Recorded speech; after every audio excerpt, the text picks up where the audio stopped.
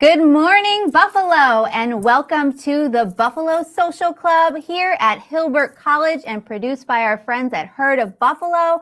My good friend Mary, Fiona, and I are here today, and we are so excited to talk to you and tell you what's going on in the 716. How you doing, Mary? Hey, girl. I'm doing great. Did you have a nice Mother's Day? I had the best Mother's Day. You had your steak? I got my steak. I want to thank everyone because I had people reaching out to me from near and far who were really invested in me getting my Mother's Day steak because they saw how excited I was about it. That's fantastic. Yeah, I texted you and I was like, did you get your steak? I got my steak. You go, you bet. Good job, Carl. Yeah. Good job, Carl.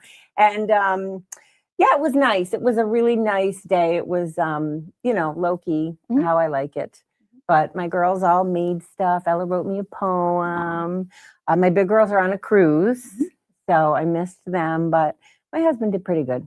Yeah, I bet he did. But what's up with your girls going on a cruise on Mother's Day? You should be with them. Well, it was their father's idea. Okay, so it's not shocking, whatever. But yeah, they're having a great time. They went to Turks and Caicos and they made sure to call me and they left gifts beforehand and stuff. So they feel bad, but it's all going to be fine. Yeah. Fine. I'm not a big, celebrate me kind of. I just want to, Yeah, I just wanted to chill. I was happy with my morning Tim Hortons coffee and watching this new show on Netflix, a documentary. I believe it's called My Awful Ex. Oh, nice. And it was really good. Sounds like a nice, just a nice, heartwarming morning, I watched... Margot's Got Money Troubles. Yes. I told you about that. It is so good. That's on Apple TV, right? It is. It's with Michelle Pfeiffer and Elle Fanning, and it's just really funny and really good. It's a little bit deep, but it's good. Yeah. I like it. You got to check it out. And I also finished a book, which is hallelujah, because I never get to read anything. But it is the Christina Applegate memoir. And it is heart-wrenching. I mean, she had the toughest childhood. I had no idea. She had abuse and it was terrible, terrible, terrible. But she talks through her Married with Children days and her all the movies she did, give some tea on some celebs. And, she's facing MS right now and she has a daughter and she's just devastated for her daughter.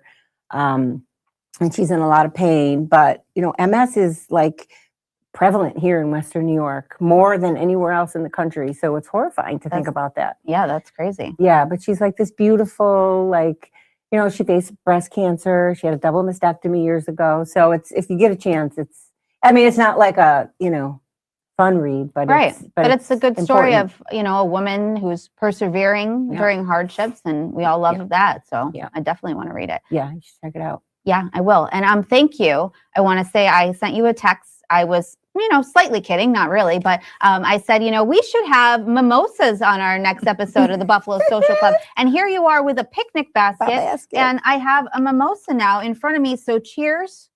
Happy Tuesday. And thank you for bringing this. Yes, of course. What else can I tell you I like so you can bring that too?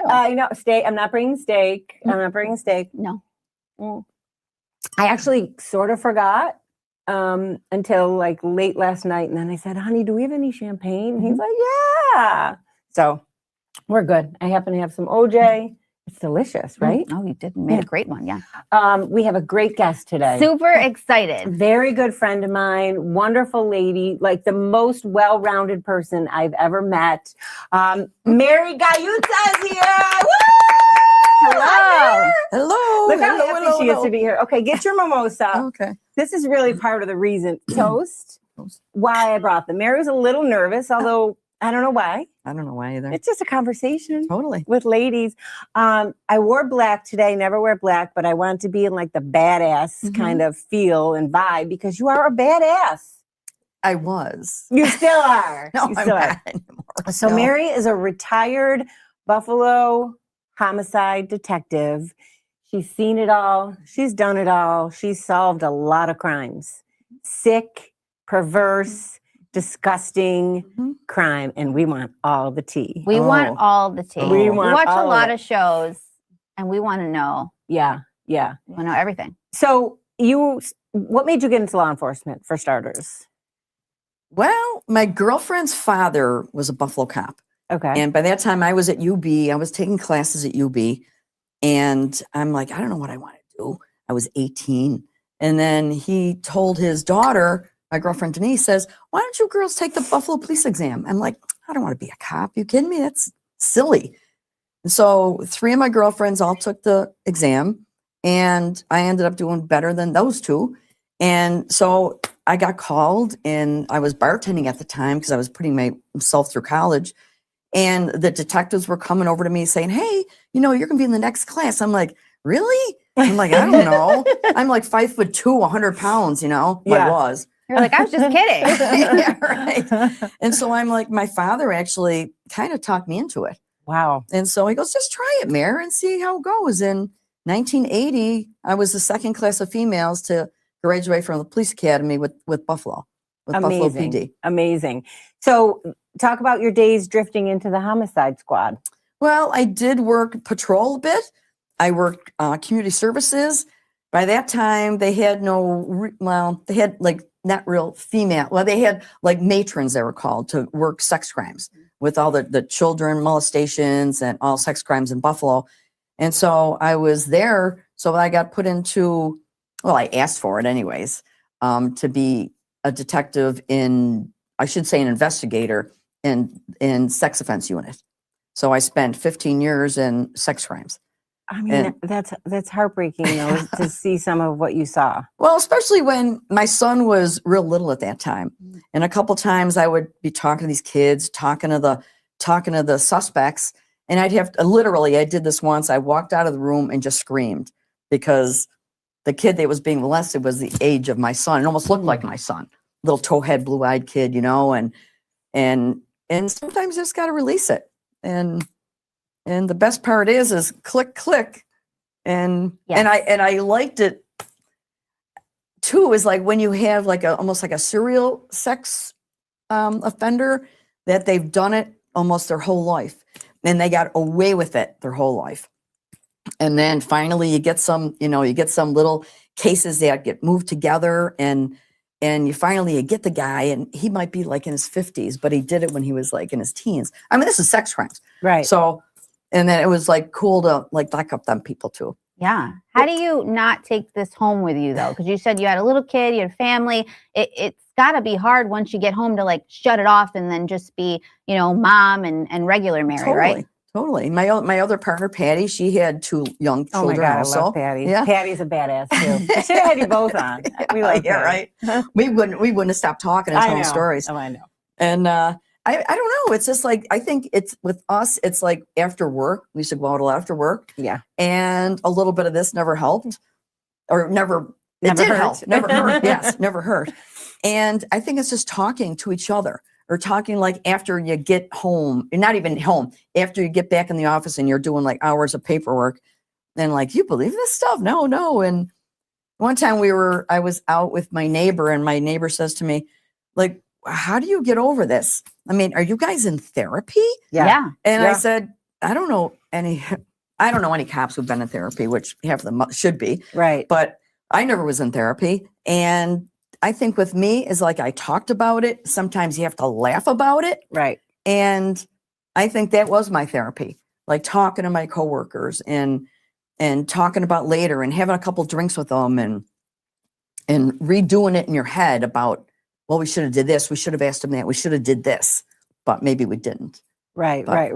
But like you said, I mean, the real therapy is locking these degenerates up. Oh God, yes. Yeah. Is there a common theme, did you find, with these people? Like, are they just sick in the head? Were they abused when they were younger? Like, what's up with that? Yes and yes, but I always think if you're abused when you're younger, I know this is contrary to therapists and clinical psychologists, and they always think that it's a repetitive action. But me, sometimes I think, well, if you were so hurt when this happened to you, why are you doing it to somebody else? Right. 1000% agree. The way I look at it, pedophilia it's for one thing, it's a sickness. It's a huge crime. But I look at it sometimes where you get a guy and they go for brunettes. They go for tall, skinny women. They go for short, fat women. And I think some of these men are just attracted to I mean, you can have the babies, you can have the toddlers, you can have prepubescent, just like little juveniles, and it seems like they're attracted to a certain type of children. That's how I think. I don't think it ever leaves them. I don't think it does either. We when I worked at Channel 2, my photographer Mike, whom you know, we did a ride along with the probation department on Halloween. Because if you're a pedophile and you're on the list, you're not allowed. You have to stay home. You're not allowed to go out on Halloween. Yep. And so we were interviewing this pedophile who had raped a child. He was, first of all, you should never get out of jail. Like, what the hell? But he was out of jail, out of prison, and on probation. And I said to him, like, are you rehabilitated? And he's like, no. He's like, I have urges. I'll never be I'm like, what the hell? Why are you out? Right. But they can't keep them in. No, but that's the whole point. They don't change. Right. I don't think they change. And even when they're in jail, I mean, I'm sure they're not changing. Well, they are, but there's still thoughts in their head. Yeah. And like, how do you change a man who's attracted to a blonde female with blue eyes who's, she's got to be at least, 150 pounds or, how do you change that with somebody? Right. And I think a lot of it is opportunity, but is a man who walks down the street and sees like an older woman, maybe that's what he's attracted to. And then what if he sees a kid? If he's attracted to an older woman, he's not going to grab a kid. Right. That's how I think. And so I think people are attracted to a certain type of individual, and lo and behold, they do mean things to them. And in order to get control of them, that's mostly the biggest thing. So you also solved crimes like in the craziest way. Like, tell Kimberly about the spit. This is like unbelievable. It's like a TV show. Oh, it was a TV show. I was on TV over that one. But it was that's when I was one of the 3 detectives who in Buffalo Police Homicide who started the cold case unit in Buffalo Police. And that was one of our first ones that we went into. The easiest ones to solve in cold case, obviously, are rape homicides. Because a lot of times when they rape women, they always leave DNA. Back in, let's see, when did I start cold case? Oh, in the 90s. Anyways, that's when DNA just really started and they were just getting really good at it. And the rapists mostly always leave DNA behind, whether it be a hair, whether it be semen, whether it be just something on somebody's clothing. And this was like a 32-year-old homicide that happened in Black Rock. A woman was with her little baby in her apartment, was found with a knife in her chest, dead. Her clothes were disheveled. And there was like one little piece of what we assumed was pubic hair that was found in the evidence. So then we have to dig for the evidence. We have to bring it back to the evidence unit, and they have to bring it to the lab, and they have to really, I mean, it's all the lab technicians who do this, who are awesome. And they got a little bit of a DNA off this pubic hair, and we ended up like, okay, let's like redo who did they interview back in the day? Because it all happened, 30 years prior to me even looking at the case. Right, like did they have a suspect, but they couldn't prove it? Yeah, kind of. They thought it was the husband. Okay. And then it was real bad. The whole situation with the husband and the kids just went to crap, and so finally we get kind of a hit on some guy, but then we can't just go and get him. We need a positive DNA hit. So that's when we have to go out and like hunt him down a little bit, where my partner and I was sitting in one car, he was sitting in other, and we would follow him, but he was a big smoker, a big spitter. So everywhere we went, he went to Tops, he went to Rite Aid, and he'd flick a cigarette, and I'd whip out, but there was like 50 cigarette butts on the ground. I'm like, I don't know which one is his. Right. You can't do that. And so one day it was just after a snow, and I was sitting on one end, he was sitting the other, and we had our binoculars out, and doesn't he wipe his car off with snow, and doesn't he spit? And I'm like, oh my God, he spit. I said, Charlie, he spit. Oh and we had to wait for him to move out of his car, and I'm thinking, oh my God, I hope he doesn't run over it. But I had my eyes on it the whole time. Oh my God. And so then I got my gloves. After he left, I got my gloves on, got my little DNA kit, and I went and swabbed the spit or spittle off the ground and put it in a container and, totally secure evidence, and brought it to my lab. And Isn't then that crazy? they call and you got them. Wow. So you have to And do was that. it the husband? No. Oh. It was some old boyfriend or some guy that was stalking her a little bit. It was, and he was interviewed the whole time that, after they did this investigation, and it was so sad because everybody thought it was the husband, but it ended up being some other. It's actually got the dead woman's brother-in-law. So Wow. it was my God. somewhat related. But that wasn't even your favorite case to solve. No, it wasn't my favorite. I had lots of favorites. The one with the. Oh, yeah. Well, I had one good case. I mean, when I say good cases, They're horrible. yeah, they're. Well, the good part The is that more you solved horrible it. they are, the better they are for me. I mean, I can get like one bullet wound, and I'm like, okay, Boring. and then. But this started out as some fishermen were fishing at Erie Canal, and they find something in the Erie Canal. It was a suitcase. I said, "Oh, let's go in and see what's in it." And they opened it up, and it looked like, and it smelled really bad. And they're like, I think this is like some kind of flesh. So we got the Coast Guard go in, and they're saying, "Oh, it looks like a bunch of dead puppies. Yeah, whatever. We don't know what it is." Oh my God. So we bring it. I get my evidence unit. They bring the evidence to the morgue. And so what the morgue does, I open it up and they X-ray it. And what it ended up being a woman's hip bone and her rib cage, like folded up. But it was all decayed, and it was old. Not too old, but it was old. And so I get the call from my evidence guy or the lab or the morgue, and they say, "Guess what? It's human." Oh, you got to be kidding me. So, I mean, there's really nothing to do then except interview the people who found it. The next day, there was these bags floating at the rowing club at the canal, West Side Rowing Club. And they opened up the bags, and lo and behold, there was like an arm. There was 2 feet, cut. Like everything was just cut up. No hands, no face. And so from there, and we knew it was a female because they had dark hair, and it was thrown into the water with a bag of rice. Okay, what happens when a bag of rice gets wet? It floats to the top, right? Dummy.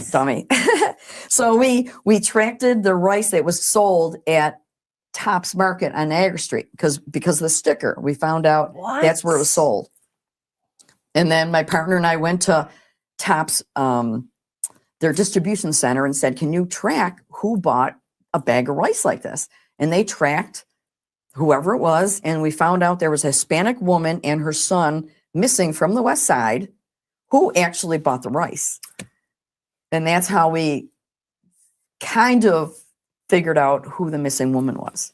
Oh. Who killed her?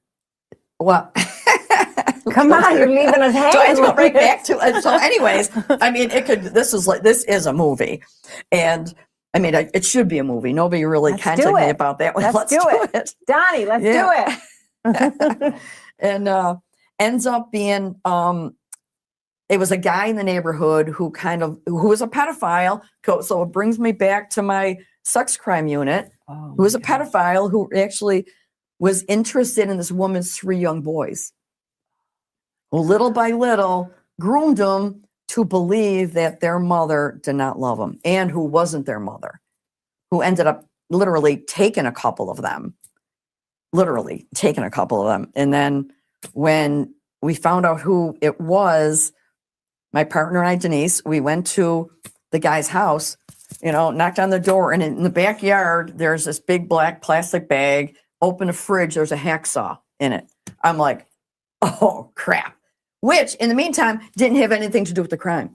But it was what kept me there. I said, I am not leaving until someone answers the door. So this guy answers the door, and I said, you're so-and-so.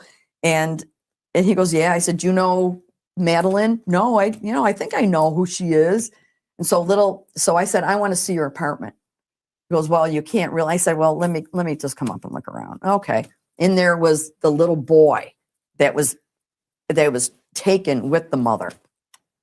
By that time, it was like, okay, we're going downtown. And it ends up being the older boy, the older son who killed the mom. Oh my God. Because the pedophile, he's the one who told him how to do it. Oh my God. So I got him, I got, the evidence galore, and then eventually found out from the one son who killed the woman that her hands and her head were packed in a container full of cement in the bathroom where this little boy was living. So we brought the whole container full of concrete to the morgue, and they had to get the fire department to jackhammer it. It ended up being like it looked like a football in like Reynolds wrap. And then the hands and the face were like this. Oh my goodness. And that's of the woman who was killed. That is sick. It's super sick. That is sick. Super. But how do you, you're so, I mean, I'm just meeting you now, but you're very sweet and bubbly. I wouldn't picture you being a detective. I mean, were you ever I scared? Like you're hanging out with a murderer, not hanging out literally, but you're trying to get a murderer, so he's in your presence. I would be so scared. I'd want to run back to my car. When we get to a homicide scene, everything's already taped off. It's like the patrol is there first, always first. And then they have the evidence. They have everybody in there. They have witnesses coming downtown already. So by the time we get there, there's always one detective goes to the scene, starts writing up the scene. Another detective goes to headquarters to see if there's any witnesses to take statements. Another one goes to the hospital if, in fact, there's some people who are still living.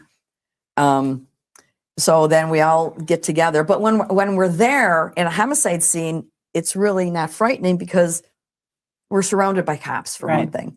The hardest thing is then going out and finding them. And then when I went out to pick up this guy, I never knew it was him. Right. And I had the young boy in the back of my car, unhandcuffed, because I didn't know he was involved. Right. And I said, Denise, he's the one who did it. He's the one who cut his mother up. And he was in my back seat of my car. Right. So he's the one who pointed out the older man. But you also did what do you call it? Hostage negotiation. I remember the one on the 190 or yeah, right?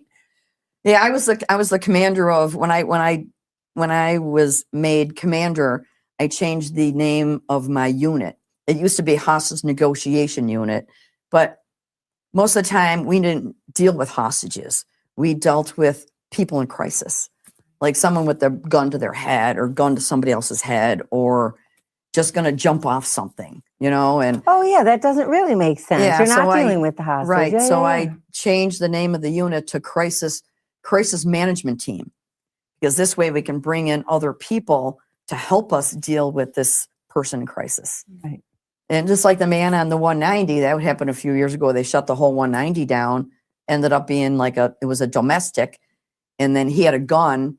We got the woman away from him, but we had to close the 190, SWAT units all over the place. We had the Coast Guard coming in. He still had a gun in his hand. And eventually we talked to him and got him out, and SWAT made a cool entrance and they got him. Super cool entrance. Yeah, I remember that super video. cool They're entrance, coming down the 190 in their truck. In the And they're all ambulance. yeah. Oh yeah. Yeah, And they then backed opened up the with an ambulance. And they all ambulance, got out. Oh, that was so cool. Mhm. It was cool. Oh my gosh. Is there a case that you haven't solved that you think about every day, or not really? Yeah, there's a couple of them. I had a child who was a young girl who was killed, and we couldn't figure out who did it. The husband or the boyfriend was a possible suspect who lawyered up. The mom was not home when the little girl died, but they had a little boy, a younger boy, a heavier set little boy. And it was kind of like, did the boy jump on her? Did dad do it? Mm. And I don't think it was ever solved. Like that pageant one. What was her name? Oh, JonBenet Ramsey. Yeah, Oh, that they right. haven't solved it, and then they just did that Netflix documentary, and then you're like, I couldn't even believe the family was doing the Netflix documentary, I but we know. still don't know who Right. did it. Who did it? I know, but they blame the parents for so long, and it's like that's the first thing you do is the course. husband Yeah. or the parents, of course. right? Right, Yes, the yes. boyfriend. But it could be anything, right? Like something you said is jumped on the kid. Like, is it Could have something been. that happened accidentally and now everybody's covering it up Right. and making it into a murder that it wasn't? right, because then that Right. boy has like the murder Right. over And his he was head. really young, Yeah. you know, Yeah. and you're not going to lock up a 5-year-old. Right. And but you look at some of these crimes, like the bike path rapist. Mhm. I mean, he did that for decades. Mhm. Decades. Yep. And then all of a sudden they get him because they found the DNA in a drawer that was in there for years and years and never been tested. It was waiting on Yeah. the list. Oh, right. And then Yeah. all of a sudden it gets Yeah. tested and like, oh, Yeah. okay, we know who this is. Yeah. Now we just have to prove it. Yep. Which Yep. is, I mean, I've taken DNA. I've gone to flew to Seattle with an older woman who was murdered. I mean, she had to be 80. She was from up North Buffalo area, and another rape murder. And we got the DNA back, and he was in jail in Seattle. And so my partner and I flew to Seattle. We were talking to him, and I just happened to have a cup, a styrofoam cup, and I'm drinking water. You want some? Yeah, sure. Boom, boom, boom. When he leaves, bring it home. But we knew it was him anyways, especially with the DNA CODIS now. It's like they Right. have positive hits all the time. right. And now they have like, if anybody in your family did Mhm. any of those genealogy Mhm. things, they can Yep. catch you. Yeah, Yep. yeah. Yeah. Oh my gosh. Well, we're going to talk more because Let's get a little lighter here. let's get a little Yeah, lighter, right. but we are going to come back to Okay. what you're doing now. Okay. Because that is like talk about 360. That's Yeah. nuts. But anyway, okay. So we're moving on. Yes, we are. So we're going to move on to our little bit louder segment, sponsored by our friends at Celino Plumbing, Cooling, Heating, and Electric, where we talk about charitable things happening in the West New York community. And we have our biggest charitable event of the year, Totally Buffalo Cares and Sweet Buffalo Rocks, coming up this Sunday with the children who are sadly battling cancer, life-threatening illnesses, and those with disabilities. And it's our best and most fun event. Are you excited? I am so excited. It is my favorite day of the entire year. It's called Be Our Guest, and it's like a Disney princess themed ball for all these children. This is our 4th year. I can't believe it. That is so nuts. I think we have like 200 and A some lot of kids and their siblings and their parents, and everything is paid for. They come in, they get makeup, we've already ordered their gowns, their suits, and they get their hair done. And there's all kinds of activities for them. Gosh, it's just so nice to see them just be kids and forget about just everything be for kids. a day. That's what's most important. Yeah, Mhm. yeah. And we remember the children that were lost in this past year, which is just always so hard.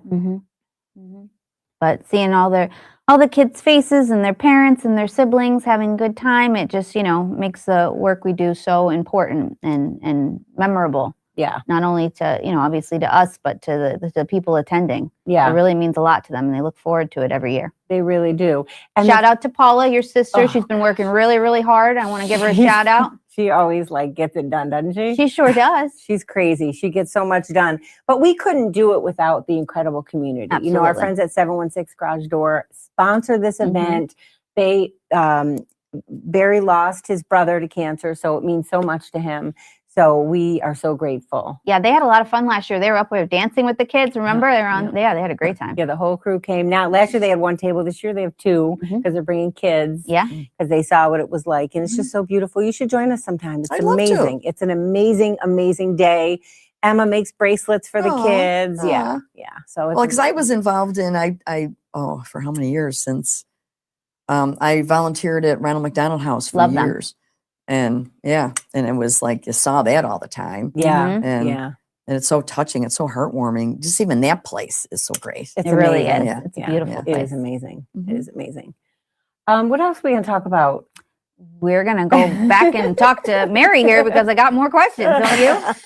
Well, I want to talk about your jewelry Okay. because a few years ago you started learning how to make silver and do this incredible jewelry, which you can find at Totally Buffalo store locations. But you've transformed to now you're more colorful, and it's just amazing the stuff you make. Yeah. I started out, I live on the beach. So I walk the beach every day with the dog. and I started picking up beach glass, and I've had so many, and I'm like, you know what? I should do something with this stuff. And so I was just like looking on the internet, and I'm like, so I end up starting like making a lot of beach glass pendants with like a lot of charms. I drill them and clean them and put chains on them and package them real nice. And then I got kind of bored because I get kind of antsy, you know, because I need to learn new things. And I ended up taking class at the Roycroft in East Aurora, and it was called silver metal clay. And so it starts out with a piece of clay that actually looks like silly putty. And then what I do is I make molds out of leaves in my garden or cool textures I can find. And I put the clay in the mold and shape it. And after torch firing it, it's fine. It's left with 99.9% fine silver. And that's I have a blast doing that because I can make anything into silver. Yeah. And she has an extra bedroom at her house, and it is like filled with every kind of Not an extra bedroom. It was my daughter's old bedroom. Yeah, They're out now. She's out now, Yeah. and it's just like all beads and chains and Crazy. everything you could think of. Crazy. But I just had an epiphany. Oh. Okay, so you once gifted me this beautiful, beautiful frame, and I had told you about my stepfather, Rick, who passed away, and our favorite song was "I Think to Myself." Mary made it. What a wonderful Mary world. made it. That's in my Yes. house. She Yes. gifted me that, Yep. and it was beautiful. It says, "I think to myself, what a wonderful world," and it has your beach glass. Yes. in there. That's my beach glass. It's Mhm. from That's right. Grandview Bay Beach Glass. Wow, that's amazing. Yeah. Oh, that's I've funny. gifted them to Yeah. so Oh, many people, yeah. and we have Yeah. quite a few in our. Yeah, those are Yeah. fun to make. They're fun. Yeah. It's like a frame, and then the words are written in the beach glass and other things. Well, I do, instead of doing like cool words like sisters or family or my wedding, or I have people pick a song, and I usually help them pick a lyric to the song. So it's mostly all song, the lyrics of the songs. Yeah. Some short ones. I just made one for a friend of mine whose husband just passed away. I brought one down to Carolina and gave it to her. Aw. And his favorite song was Cake by the Ocean. Oh my God. So I made that for her. Oh my God. Yeah. How is she doing? Oh, It's so she's- sad. She's working through it. I love her so Yeah, much. right. Are you wearing your jewelry right now? Well, this is, Beautiful. this in my ears. I love it. Yeah, thank you. But some of them are big, some of them are small. But So that's a pretty big difference from a homicide Yeah. detective. yeah, Yeah. Feels good though, don't it? it does. It's just like keeps me busy and keeps me out of my husband's hair. And I need to keep busy all the time. Yeah. So this way I just go into my room, or sometimes I bring my table in front of the TV, watch a movie while I'm doing stuff. And I don't know, I go to the stores and I do Yeah. a lot of vendor shows, which my girlfriend Barb is always my go-to girl. And And your mother-in-law. my mother-in-law, she's 93. She's so helps cute. me all the time. And we have a blast at them because we talk to so many people and we laugh all day long. We laugh. Yeah. And it's just, I love the public, I love people. And you'd be surprised because after what I did, I really love people still. Yeah. Yeah. How? How do I love Yeah, people? right. And you are a grandmother, I and am. Nina is like the Nina just turned 2. light of your life. Oh my God. She's my heart. She is so beautiful. Yeah, Oh yeah. my gosh. Tomorrow's my babysitting day. So Oh my doing that. Yeah. What changed in you since you've been a grandma? Because I remember when you first found out, you were like, okay, I'm going to be a grandmother. What do you think? I'm like, you're going to love it. You're going to Oh, love it, Mary. You're like, I- I don't know. It's like you are going to love it. I love it. I love it. I'm so proud of my son and He's a great and dad. Mom Riley. I'm so proud of them because they work hard. She's a nurse. She works nights. He's working days. And it's like I think like we all did. Yeah. I mean, I don't know. I didn't know too many people in my life who mom stayed home. Everybody worked, and they're working. They just bought a house, and we're helping with that, and just helping them helps me be a better gram. Yeah. It's Yeah. just whatever you need, I'm there. Whatever you need. I can't remember the last time I said no, I can't do it Right. because everything else gets put on the back burner. I'm like, oh, guess what? Nina needs me today, or Nina wants me today. Yeah. Now my name is, instead of Nana, it's Nani. Oh, I love it. Yeah, so she changed it. So she's Whatever starting to she talk. wants to do. Absolutely, Oh and my she's my gosh. girl. I love her. Oh, you want to let me ask more questions? Yeah, together? So I watched, you did too, you said, but I've watched a lot of Lifetime movies since I was a little girl. Mhm. And I feel like I knew the signs to look out for like domestic violence since the age of 8, Yeah. because those movies were really Yeah. back in the day, remember? Yeah. So, and now I watch all that's on Netflix, and I'm just wondering, like, are there signs to see from these sick individuals? Like, you know, in the thing, the women are like detectives, and they're looking for things, and they're finding things, and they're like not leaving. Like, are there like signs in the very beginning, like there's something wrong with this person? Like you a need to red get flag? out. Yeah, a red flag. Yeah. I think a lot of red flags come from like obsessiveness. Mhm. Like you have, you know, say a husband or a boyfriend who doesn't let the woman, his girl, like have friends. Oh. Or no, you don't need to see your family.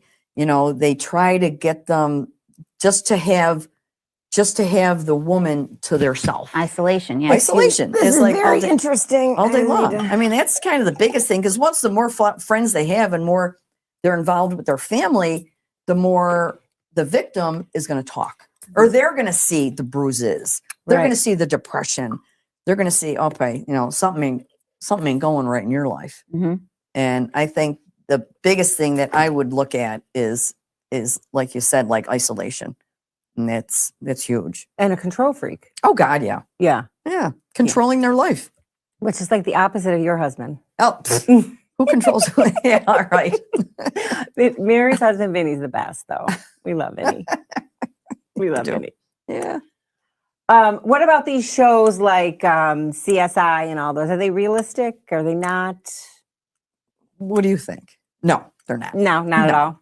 They don't I solve used it to in do. an hour. I used to do. I Well, they used to only have do. an hour to solve the You crime, can and they solve do it, in an Mary. hour. I used to do PowerPoint presentations to like different high school classes or college classes, and I used to put a big picture of CSI on my PowerPoint, and I'm like, don't think the real homicide is like this. I mean, it used to take us like months with. I mean, I retired 13 years ago. I'm not sure what the lab is like now, or Central Police Services, or how long it takes to get your DNA hit back. But back then it was months. I mean, if it was a week, that means we had a big one, and that they worked around the clock to get a hit. But usually, like, I'm calling them like, you got anything yet? You got anything yet? You got to light a fire. You got to light a fire under their butt, and like, and it could take months. It was take, and where it's CSI, it takes what? 10 seconds. Oh, we got a 12 hit. minutes. Okay. Well, what do you think happened to Nancy Guthrie? Oh, I mean, they're still waiting for DNA. How could you be still waiting for DNA? It's been months. No idea. Isn't that crazy? Yeah, it's super crazy. And especially they had Video. They had everything. They had video, they had FBI there, they had every kind of, I'm sure they even brought in like psychs. Oh, really? I would assume they did. I mean, someone who could like foresee things, I mean, I don't know. Then I'm thinking like, well, gee, was it somebody on the television station who wanted her spot? Who didn't think she'd come back to work? That's the last thing I thought of. Oh, really? Well, I mean, it was my Maybe they're gonna crazy start brain, looking there, but yeah. why would you do that? I mean, I don't think they stole anything. They didn't. Nothing was missing, apparently. Got me. No idea. Mm-mm. I don't have an inkling on that. No. But why would they still be waiting for DNA results 3 months later? Isn't that weird? Yeah. Like when we had, it was Altemio Sanchez. There was the last girl that was killed in On the bike path. On the bike path, Joan Diver. Yeah. And I remember I was in the gym down at police headquarters and before my shift, and they did that DNA fast. But only because they say they were there, like, I don't know how long it took, at least over 24 hours, but they were there every minute. Like that's all they worked on for a whole day. And then you get the phone call. What? Well, he went out to dinner. Yeah. He went out to dinner. What's that place on Main Street? Oh, I was in that square, that Giancarlo's. He's having dinner there, and the cops are at the next table or at a table.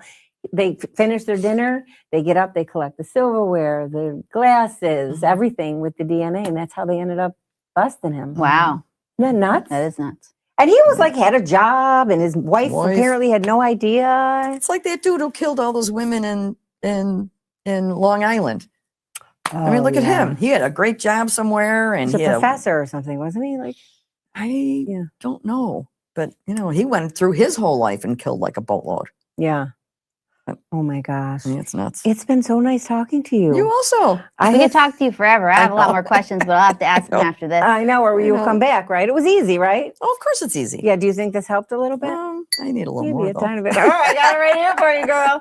Well, we are going to talk about our final thoughts, and this week it is sponsored by William Mattar Law Offices, our very good friends.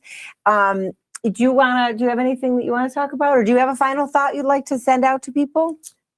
You know what I like is live your life to the fullest, because lately I'm getting into that age where I've had two very close friends pass away, and through different reasons. I'm like, you got to do what you want when you want to do it, and just do it. I hate to steal the Nike logo talk, but just do it. You want to go away? Do it. You want to go to your girlfriends with your girlfriends? Do it. You want to go on a trip like you guys have been doing? So just do it. You're never going to regret doing those trips. No, just do it. Life is short. Yeah, Life is short. Just do it. I love that one.